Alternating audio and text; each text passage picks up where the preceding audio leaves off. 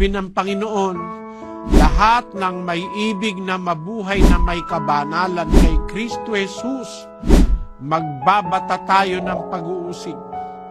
Uusigin tayo minsan pati ng ating kamag-anak. Uusigin tayo pati ng ating mga kaibigan, ng mga dati nating kasamahan sa trabaho, sa relihiyon, kaopisina at sa kahit ng sinong mga taong kakilala natin. Darating po ang pag-uusig. Meron pong pangako ang Panginoong Jesus sa 16 ng Juan.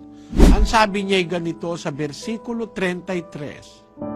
Ang mga bagay na ito ay sinalita ko sa inyo upang kayo'y magkaroon sa akin ng kapayapaan.